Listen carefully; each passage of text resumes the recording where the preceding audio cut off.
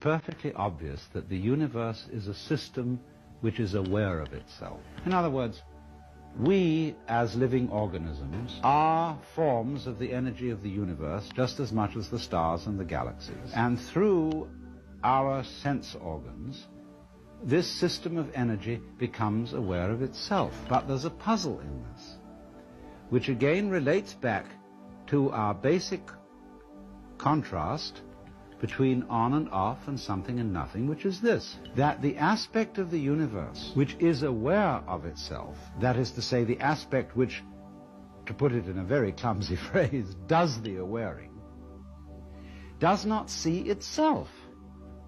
In other words, you can't look at your eyes with your eyes. You can't kiss your own lips.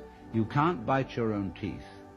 You can't observe yourself in the act of observing. All scientists, neurologists, physicists have wanted to do that, but they can't do it. Just as you can't touch the tip of this finger with the tip of this finger, no matter how hard you try. And that therefore creates, on the backside of all observation, a blank spot. Just for example, as behind your eyes, from the point of view of your eyes, however you look around, there is blankness behind them. That's the unknown. That's the part of the universe, in other words, which does not see itself because it is seeing. And so we always get this division of experience into one half known, one half unknown. We would like, of course, it would be fascinating if we could know the always unknown. But if we say, examine the brain and the structure of the nerves behind the eyes, we're always looking at somebody else's brain out there.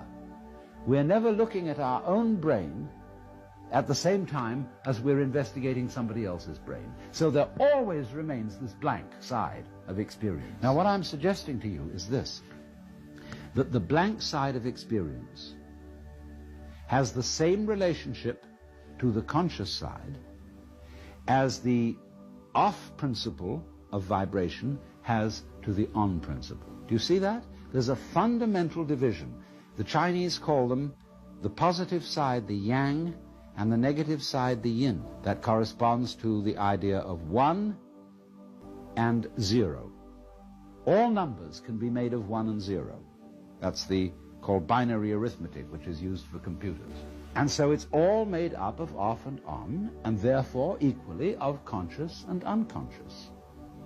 But the unconscious is, so to say, the part of experience which is doing consciousness, just as the trough manifests the wave, the space manifests the solid, the background manifests the figure.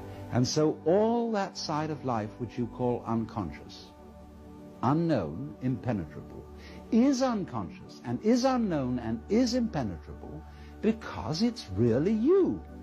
In other words, the deepest you is the nothing side, is the side which you don't know. So in this sense, don't be afraid of nothing. I could make a joke and say there's nothing in nothing to be afraid of. But people in our culture are terrified of nothing. They're terrified of death. They are uneasy about sleep because they think it's a waste of time.